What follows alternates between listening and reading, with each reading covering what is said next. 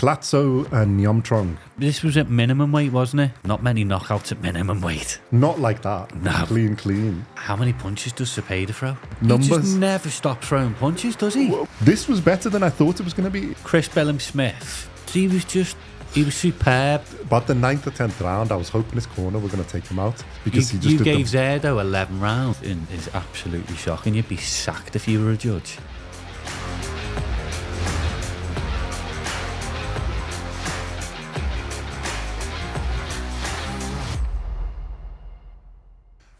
Welcome back to BoxCast. In this episode, we're going to look back at Latino Night in Riyadh season, November 2024. And basically work through the fights. There's quite a lot of interesting fights in this. Let me just get the results. So, should we start? We'll work our way up, isn't it? So we'll start with Duarte and Akhmedov. Yep. Sort of a Latin fighter versus an Uzbek. It was a unanimous decision over 10 rounds to Duarte. But did you watch it? Good fight? No? No, you had me working. I had you working. All right. So I watched it. Yeah, it was a good fight. I'm glad you watched it. Akhmedov gave it a good go.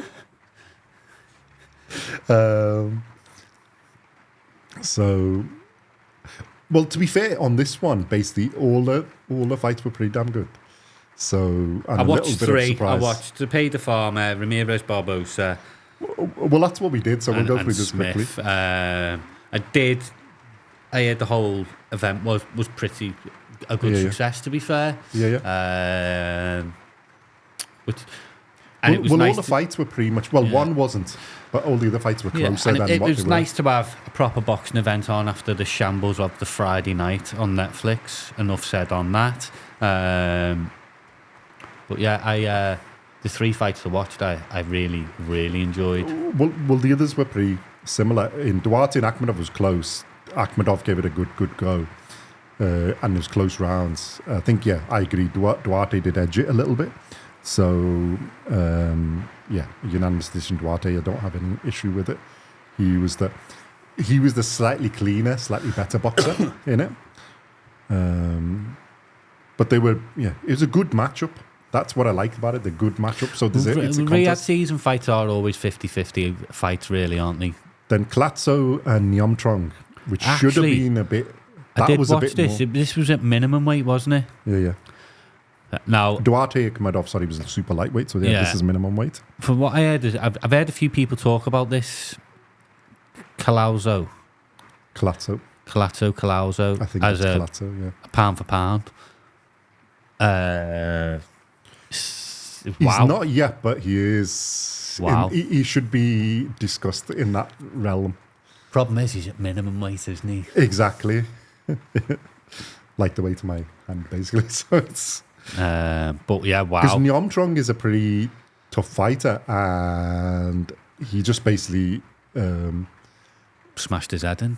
Yeah, but went through and just got better and better, and then took him out. And you really know what? He takeout. Reminded me of Bam Rodriguez. Yeah, and lightweight. He really, really did. The way he just went through the gears perfectly. Because he did it against a good opponent and systematically broke him down. Yeah, I did. I watched the highlights of that, to be fair, and what I like is when he knocked him down, he didn't rush in. No, he's like bam, just controlled.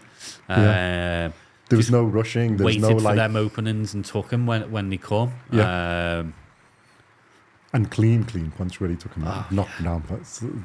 Wow. It's very, very good fight. And apparently, there's not many. I mean, I know we discussed in one video about how hard this knocks him out. There's not many knockouts at minimum weight. Yeah. Not like that. No. Clean. And he does remind you a bit of style. Is like stylistically nice, bam, calm. Waits for them opportunities and bang. Yeah. Perfect. But he just applies the pressure. Yeah. Boom, boom, boom, boom, boom. Well, I think what that'll do, because obviously the minimum weight. So I think he's unified minimum champion now, isn't he? Because there's two belts on the line. Not a lot of talk and WBA. Not a lot of talk about minimum weight. Niyomtrong is unbeaten fighter in 25 fights and a champion as well. So, but there's no talk of minimum weight. No one talks about it. No. So what that'll do is it might you know, I've known of him. I've never watched a fight of his, but if I hear his name again, my ears will prick up and I will want to watch him. And I think he'll get a few more fans because of this. He deserves them. Yeah. I mean, I've heard of him. I've seen a few highlights and stuff of him because we've heard his name. Like I say, I've heard of him, but because it's so low down, like you say, minimum weight, you don't really. Unfortunately, we normally start from Bam Bam, don't we? And then we got Bam Bam, Nakatani, and then we've got our man Inoue, and now we've got Collazo, Bam Bam, Nakatani, and Inoue. So yeah, that was a good fight, good finish. So it was a KO in round 7 for that minimum weight. Next one was I think a lot of people were looking for a fight, and maybe a lot thought this could be the fight of the event, is William Zepeda versus Tevin Farmer. This was better than I thought it was going to be. I think we predicted a bit more of a one-way contest, isn't it? You predicted KO for Zepeda, probably, or points decision. You predicted a 3rd round KO. Yeah. I've got here a 3rd round KO and a 7th round KO. Either way, we were wrong. Yeah. This was actually a far closer fight than... How many punches does Zepeda throw? I want to tell you. There's a Jesus lot. Christ. I was looking at his numbers. He just never stops throwing punches, does he? Well, he's won the fight on just his work rate. Yeah. His work rate is ridiculous. Like... You know when we were going on about like Serrano and in our last video throwing fights and the women's fights throwing loads? Guess how many punches he threw? I reckon he threw. It was 10 rounds, wasn't it? Yeah. I reckon he threw. He's got to be doing 110 punches a round. I'm going to say 1,040. That's a little bit high, but it was 778 punches. It's still a lot. And he's landed like 259, so he's a 33.3% landing rate. It's not Joe Calzaghe level. No, but like... He just doesn't stop. That's more than Amanda Serrano in 10 rounds with 2 minutes. All right, in 2-minute rounds, but still, that's about good 40-odd higher than her. And like you say, it's his work rate that gets him through. And even Tevin Farmer, 587. So this fight's basically had 3-minute rounds, but near enough the same amount of punches as Katie Taylor and Amanda Serrano. How did you score it? Have I got my phone? A little bit wider than I think they had. But it was a bit tricky because you had that bit where, because the sort of nicer, more eye-catching bit of work was from Farmer. Yeah. He looked like that little bit, there was like glimpses of the old Farmer. But the relentlessness of Zepeda was just... But just the relentless... You had to score it to him, didn't you? Yeah. Because one gave it to Farmer. I mean, the scores were 95-94 to Zepeda, 95-94 to Zepeda, and 95-94 to Farmer. I didn't have Farmer winning the fight, I've got to be honest. No. I had it wider than that for Zepeda. Yeah. But, like, you can see rounds take the knockout away, though. Yeah, then it's well clear. The knockout's what basically got him back into it, isn't it? Knockdown. It was a close fight in the fact that, like you say, you had flashes of goodness from Farmer, but he just couldn't live with the punch output of Zepeda. Well, the first 3 rounds were basically Zepeda. Although there was flashes of really good stuff from Farmer. See, I had the first 3 rounds. I think I had a 2-1 to Zepeda. I think I had it like 2-1 as well. No, I had a 3, and then 4th round I gave to Farmer. And then, see, the 5th is harder because, like, Farmer then put a bit of good work in. There was better punches were from him, but there was more from Zepeda. Was still relentless. And then you say better punch, but Zepeda just kept coming forward. Yeah, he never really stepped back. So it's like hard to score. This is where I find it hard for judges because you see like the flashes, and we've talked about it before, but you see a flash from Farmer, it sticks in your head. Well, there were he drew like about two flashes around and he get him in, whereas Zepeda was just relentless. So I had like wider, I think more like about 8-4, thing. And then You couldn't have had it 8-4 because it was only 10 rounds. not A4, 4 rounds ahead. So 6, whatever that is. 6-2. 6-2. No, that's not 6-4. 7-3. Basically, the fourth round was his with 2, isn't it? It was a good fight. Is Zepeda going to be a world champion?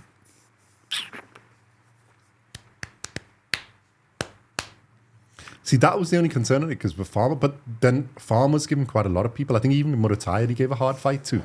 So he is tricky. Like he is at that level. He's tricky and skillful. So he's not easy to get out of there and do it. And then, so for me, the interesting bit is after he got knocked down, Zepeda just carried on and just even turned it up, like the volume a little bit more. Zepeda lost a little bit of confidence, though. Well, for about the 5th round, didn't he? In the next couple of rounds, and then he got back to work.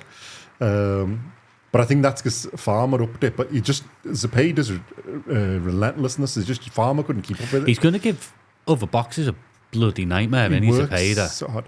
My only concern is he gets hits a lot. Now whether that's because Farmer was really good, and he is quite accurate and he's slick boxer, or but he did the same against Murataya, and then Murataya's had his 2-round knockout afterwards. It was a good fight. I mean, I was expecting Zepeda to knock him out. Well, I didn't think Farmer had anything like his old self left because of the age, but obviously there were glimpses of the old. You wouldn't. He's a good measure of if you're actually should be in that list of things. And I think Zepeda's in that. The only thing is, because he gets hit that much, I was thinking that watching a fight and thinking, if that was Joanta's power, he's out of there. Yeah. If that's, could he outbox Stevenson for that? Because Shakur's got the defense.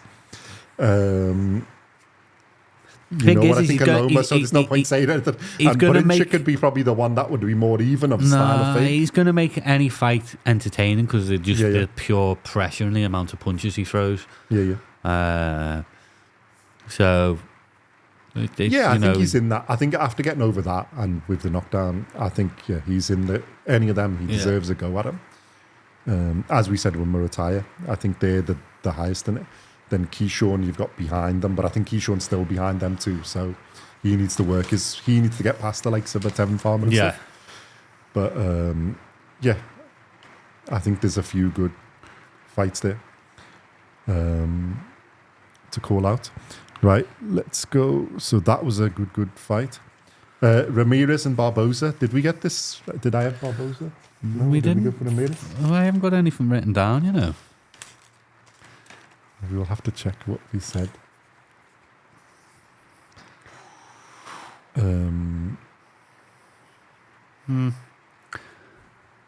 I put Barboza Jr. Ramirez draw. Okay. I'm sure I said Barboza to win on points. I think I think you picked Ramirez. Did I pick Ramirez? No, I don't know. I think it was mine where I was doing the... Because Ramirez was the favourite, but I was disappointed in him, to be fair, a little bit. Whereas Barboza, what I expected, he's got that little slick punches and the thing. Even though Ramirez was more on the front foot.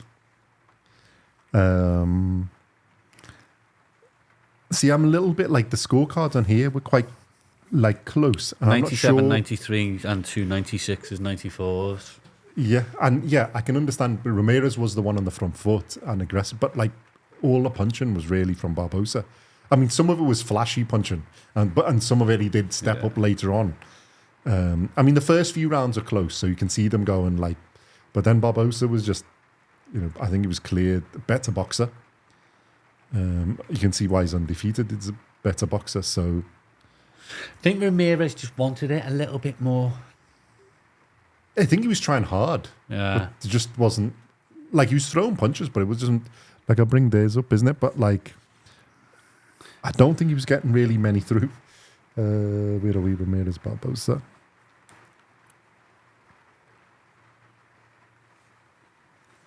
Because basically every round... Yeah, apart from the 7th and... Well, the second was equal. But we said the first 3 or 4 with the sort of, but 4th round onwards, then it's just Barboza starts to pull away. So this close round, the first round was Barboza's fairly clear. It's 8 punches to 2. And then second one is 14-14, which was a bit the closer one you can give probably to Ramirez because he was more aggressive. Yeah. Third one was 8-7 to Barboza, but again, there was, the aggression was on one side. The fourth is 14-13, and then it just pulls away 18-11, 21-11. Then seventh is 19-18 to Ramirez because I think he had that bit when he puts back. Then it's like 19-7, 13-11, 17-11. They're all basically favouring Barboza. I thought that was the worst fight of the night. The ones the ones I saw.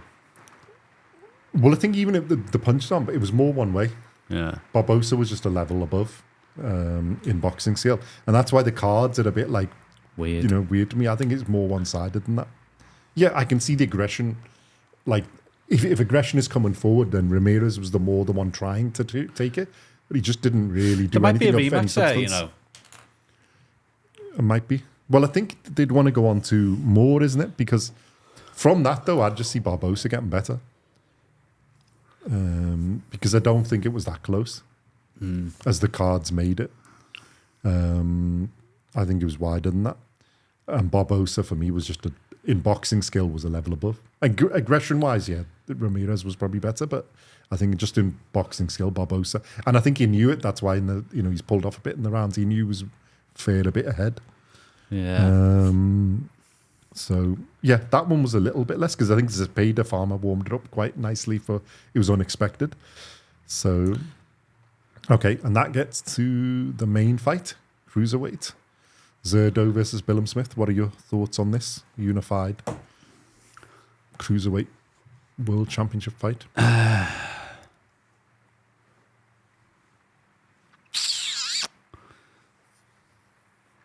This was so much better than I thought it was going to be. Yeah, I think we did say at one point this could be one of those. and I think you ought to give credit to both fighters for making it that. It was a really good main event. I think it was worthy. I said to you a couple of days of a unifying fight. I said to you a couple of days ago, didn't I? You were flip flopping. I changed my mind. I think Zurdo's going to do it.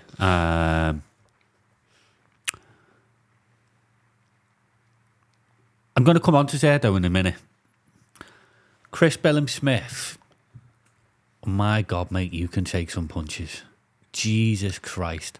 You've got a heart this big. About the 9th or 10th round, I was hoping his corner were going to take him out.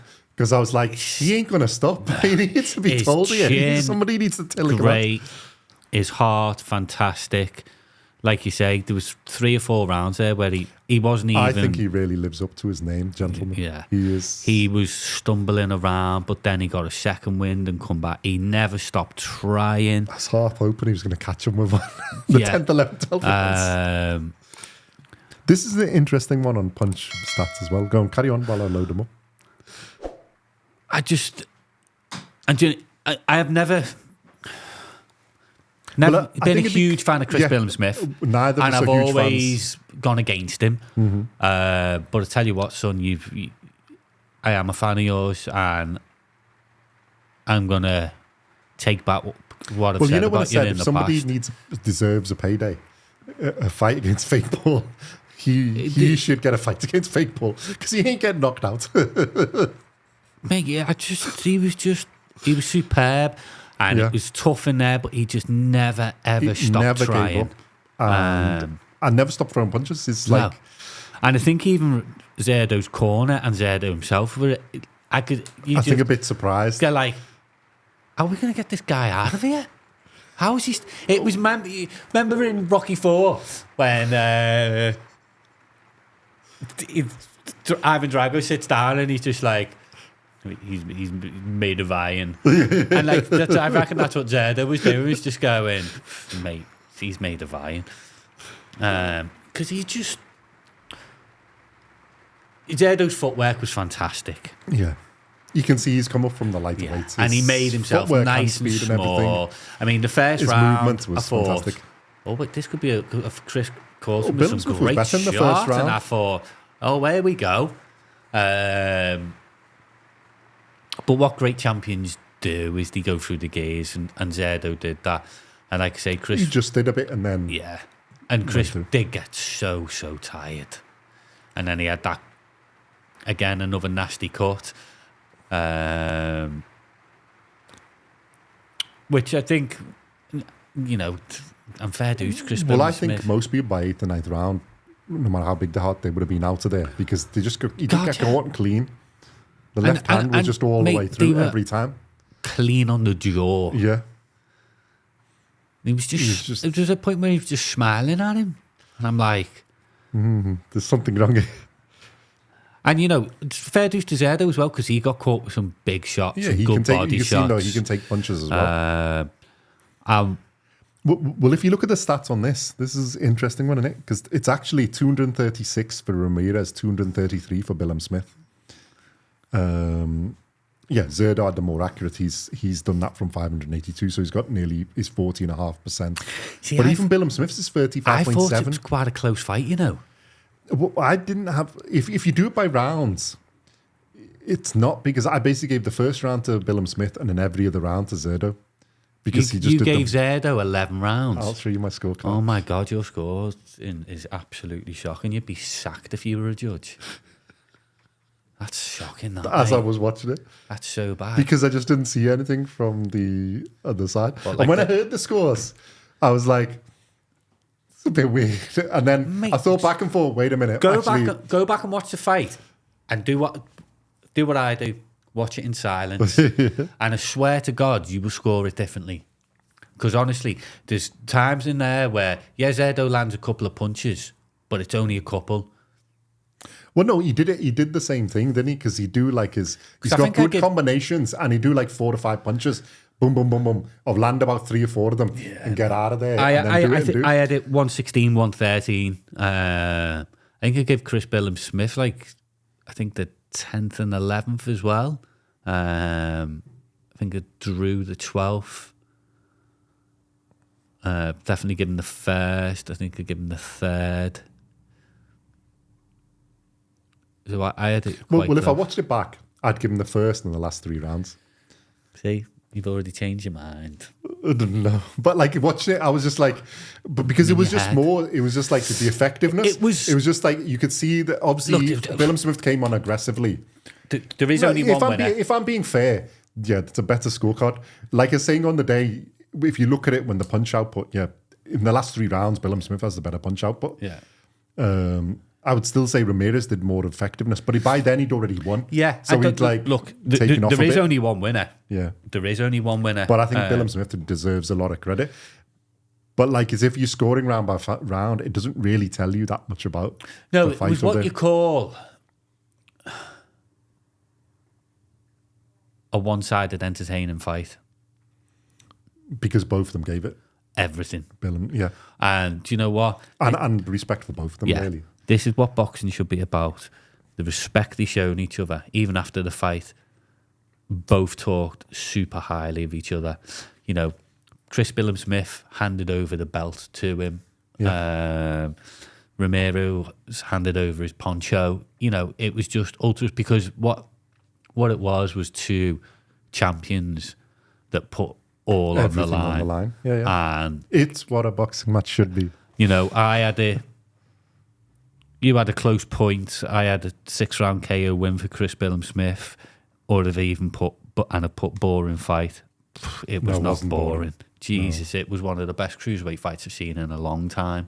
And like you say, in the back of my head, I was always going, tell you what, Chris Bill, because when the last 3 rounds, I was waiting for him to catch him. When he opened up, you were just thinking, if Chris Billam-Smith lands here with one of them big fights. If you got to about the 8th and 9th round, Zurdo's defense was too good. He was too slick. Yeah. But about 11th to 12th, 10th, 11th, 12th, he was starting to get caught. And that's why I think Billam-Smith's punch, it wasn't that he wasn't throwing punches, he just wasn't landing. But then his last 3 rounds, it just sort of goes up. Yeah. Because obviously both of them are getting tired. It's a hell of an output. This is a ridiculous amount of. This is a cruiserweight fight. There's 652 punches thrown by Billam-Smith, and 582 by Ramirez, and near enough 470 landed between the two of them. It's a lot of for punches. Cruiserweight. A lot of punches. Yeah, it's a lot of work. Absolutely fantastic, and both deserve extreme praise. And Chris Billam-Smith, mate, I was wrong about you. Yeah. I was wrong about you. We haven't given that much, but I think he deserves respect.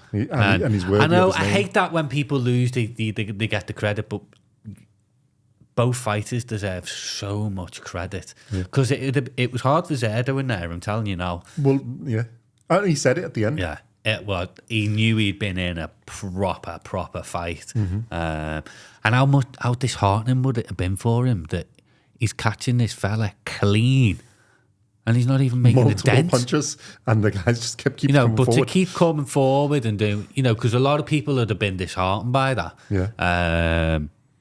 Well, no, both ways in it. Ramirez never gave up and just carried on boxing, and Billam-Smith just kept going, that's what a proper box. That was one of the best Riyadh fights there's ever been. Well, I think that's probably one of the best events. If you take all the fights and that one, this is probably the one that most people looked forward to least. Yeah. Because there's not the headline act, and it's probably overall the best one. Made up because after Friday night's, like I say, diabolical show on Netflix. Well, that's what you want in a main event. That was superb. And Ramirez moves on now. He can go and to fight. Be honest, I enjoyed that more than Katie Taylor and Serrano. Yeah, it was superb. Because it was like both sides, and you could see the other guy. Yeah, Ramirez can go and fight Jaya Batyr or the other world champion.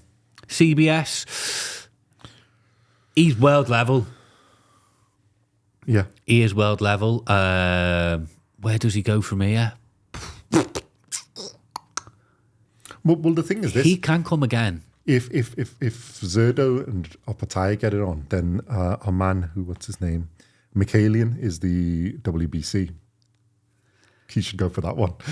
Chris Billam-Smith could go in and try and get that belt. That's what I mean. Go for that one. If they do it that way round. And do you know what? What this fight did to me is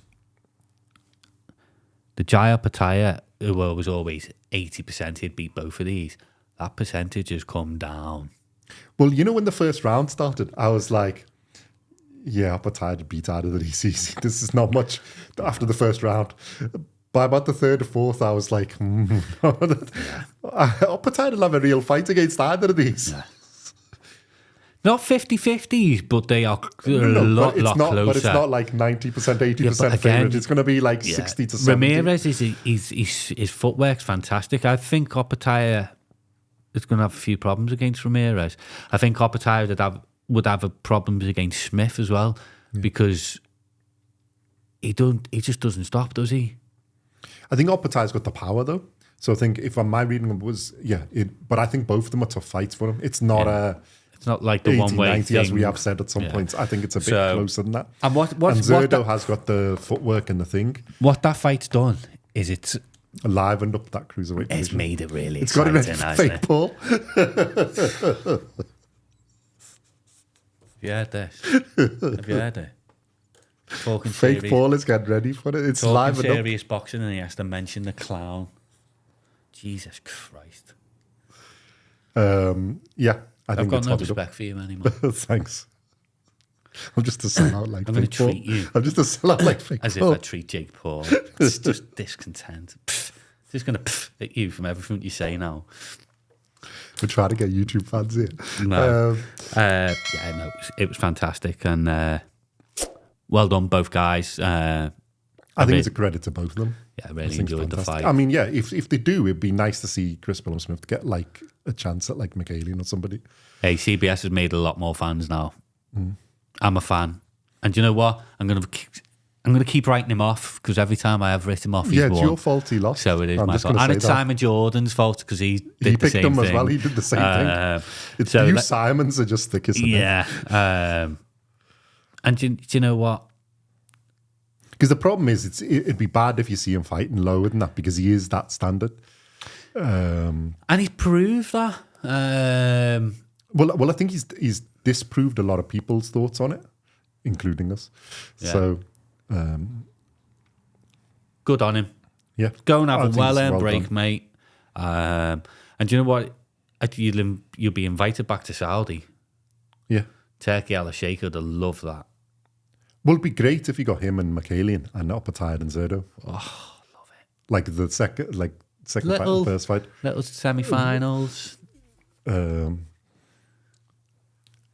And well, I think Opataya and Zurdo would be the main event, but you could make Billam-Smith and Michaelian like Yeah, the definitely. and both world titles, and then Yeah, book that for them. would you whenever want the to see next Ramirez Smith Riyadh again? season. I wouldn't mind, but I think it goes the same way. Yeah, but you'd watch it again, I'd wouldn't watch you? it again. Yeah. Definitely. Well, no, that's why I'd like to see Billam. We haven't seen much of Michaelian, but like they're not that far apart in records. I think Zurdo Opataya would be fantastic because I think Opataya's got the power and he's the more natural cruiserweight. And he's slick. Because the thing is, I think he's as strong as Billam-Smith, Opataya, but he's got that speed and it'd be interesting the to see power if to get a Opataya- Ramirez out. Yeah, but it'd be interesting to see if Opataya can take what Ramirez throws at him though as well. Yeah, well, Ramirez has got the speed to land and the angles because he's out. He's still got that like. I'm a fan of Ramirez super now as middleweight well. type thing. Yeah, I'm a fan of Ramirez. well, I've seen him before and been like there, but like I've always sort of fan, and now I've raised I've it. always questioned his record, if you like. I have questioned his record, but he's got my respect. Well done. It was just a fantastic Well, fight. Billam-Smith was better, I think, than either of us fought, and Ramirez was better than that and deserved to win. Yeah. And then from that point of view, like it wasn't disappointing. I really liked the behaviour of both of them. Both gave credit to each other, Yeah. but it was genuine credit. It wasn't that fake, we're being nice. That It's is how you genuine conduct credit, yourself. which is the best way of giving it. It's genuine, like, yeah, he's a man. He took all the punches I gave him. He came forward. He's a great champion. And it actually genuinely means it rather than just the way they've read it off a script That's or how you- scripted a fight as we've seen some of those. But that's how you conduct yourself. And Yeah, fair both dues. of them, and to both of them.